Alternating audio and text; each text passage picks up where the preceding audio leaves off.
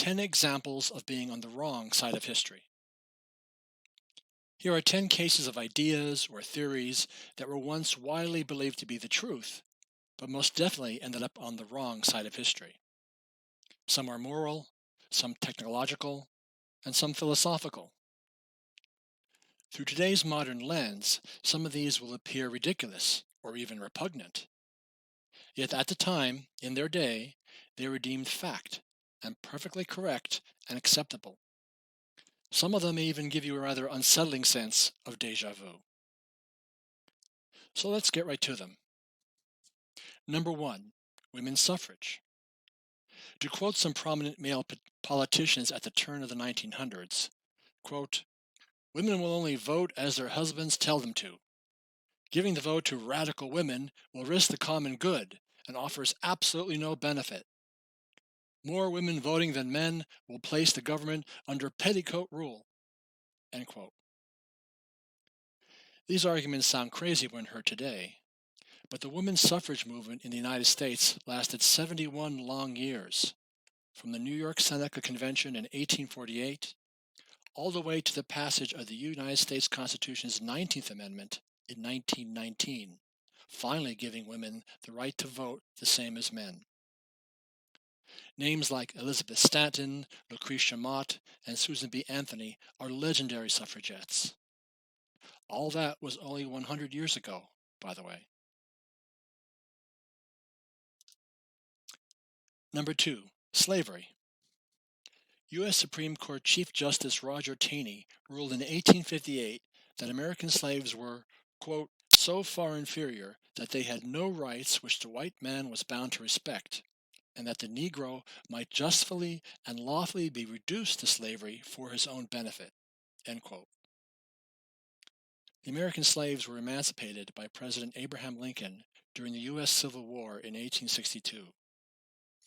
They were later freed by the U.S. Constitution's 13th Amendment, given citizenship in the 14th, and the right to vote in the 15th Amendment. Nevertheless, radical discrimination and rampant segregation continued for another 100 years until the passage of the Civil Rights Act of 1964 and the Voting Rights Act of 1965. And not just in the U.S. South with its so-called Jim Crow laws, but in fact discrimination and segregation around the entire world. Number 3. Evolution. Here's a quote by William Jennings Bryan from the famous Scopes monkey trial of 1925. Quote, "Evolution is only a fanciful theory that cannot be proven by science." End quote. It was once against the law for teachers to talk about evolution in the classroom. Naturalist Charles Darwin published his famous book On the Origin of Species in 1859. We have centuries of carbon-dated fossil remains as evidence of multiple dinosaur species and Neanderthals. Despite those facts, we still have some creationists promoting a pro-genesis, anti-science stance to this day, demanding equal time in public school curriculums and history books. Distrust of new scientific discoveries is not uncommon throughout our history. One need only look at astronomy, the Church imprisoning Galileo for daring to state that the Earth revolved around the Sun, or medicine and today's anti-mask, anti-vaccine movement. Number 4. Communism. Following the publication of his famous manifesto, German Karl Marx proclaimed in 1848, quote, "Religion is the opium of the masses. Communism may be summed up in a single sentence: abolition of private property." End quote.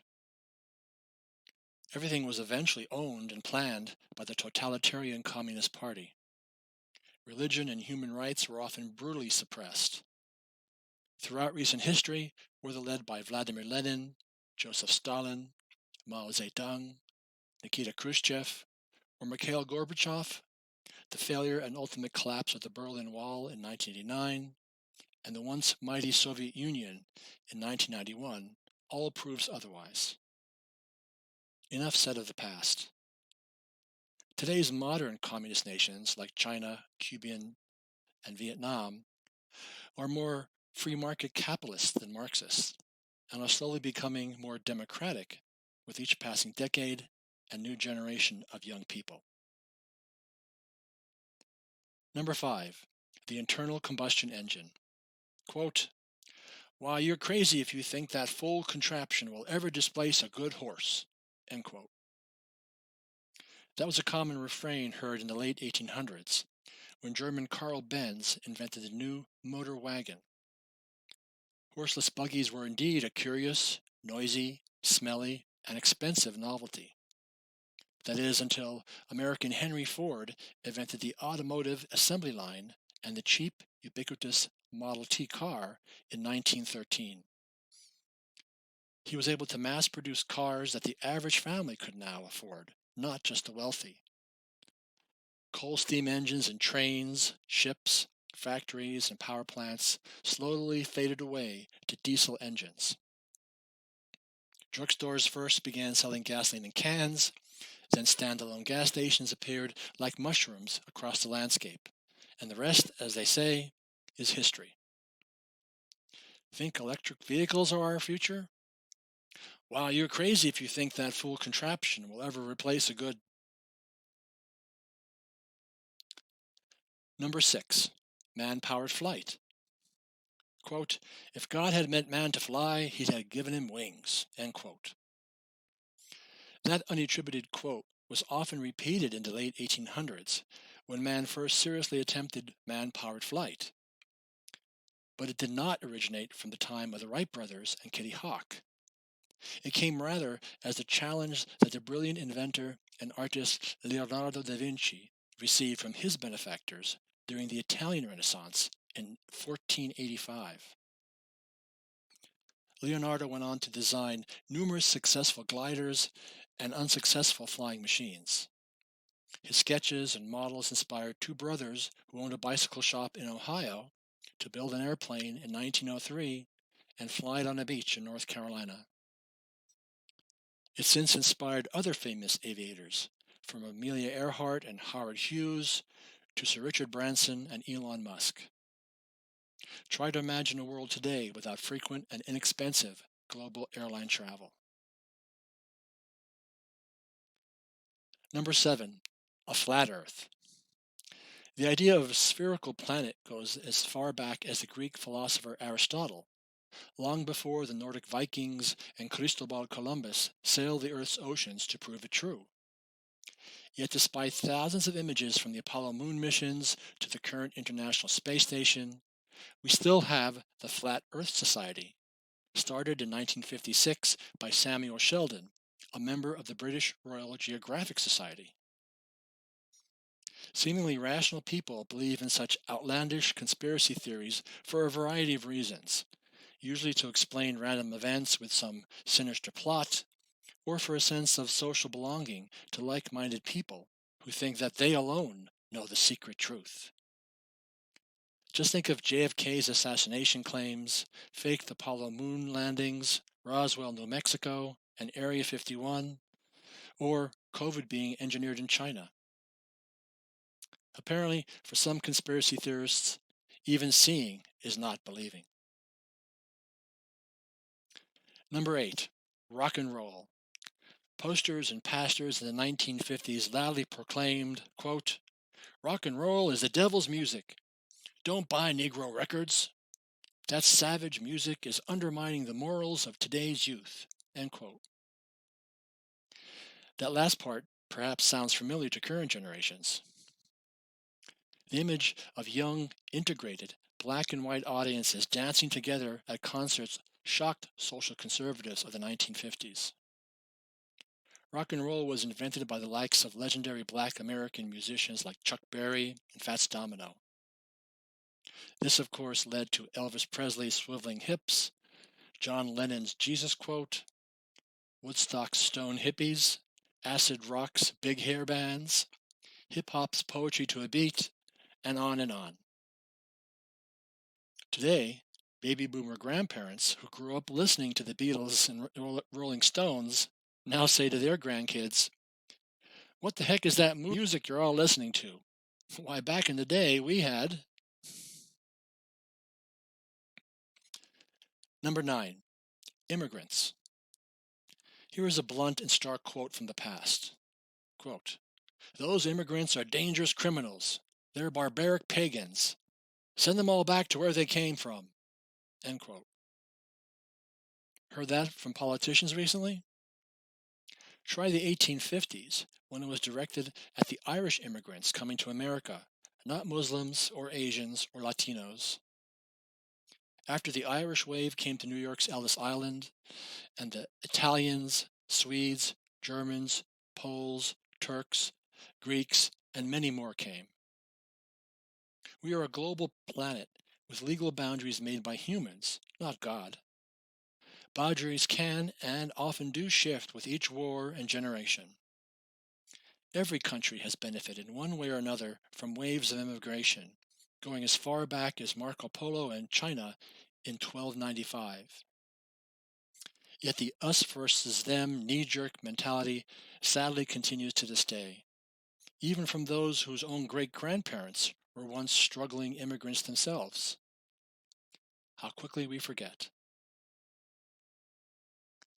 And finally, number 10, climate change. The effects on our global climate from burning fossil fuels like coal, oil, or natural gas have been known since the 1960s. It was known that the buildup of greenhouse gases like carbon dioxide from doing so were slowly warming our planet. Yet decades of petroleum industry and lobbied political propaganda convinced the public it was all fake. All those intellectual elite scientists were dead wrong. There was no harm at all in buying and burning gasoline. Today we know different. Our atmosphere and oceans have warmed, melting glaciers, creating sea level rise, causing devastating droughts, brutal winter storms, and catastrophic flooding. Even worse, because of a lack of political will today, we may have reached the point of no return, cursing our future grandchildren to a preventable climate crisis of our own making. So, how do we determine if an idea or concept in question today will be on the wrong side of history tomorrow? Well, get out your crystal ball and tarot cards, for we cannot.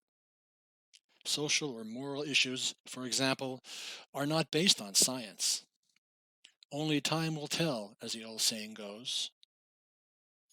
Does that mean that the history that survived the test of time was right in the end? Not necessarily. Slavery and even genocide were legally justified in one form or another by many civilizations for thousands of years, all the way up to the Nazi Holocaust. Remember, he who wins the war gets to write or rewrite the history. Plus, to state another sad truth, if you repeat a lie often enough, people will eventually believe it. Our current instant internet culture has only magnified that fact. Just like with wars, the winner isn't always right, just stronger or louder in the end, at least for the time being.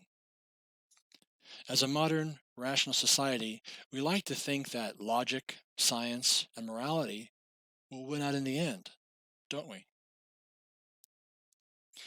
That in the long run, absurd or immoral or even evil ideas may have their days in the sun, but then, like roaches or weeds, they are eventually removed. However, they never quite die, do they?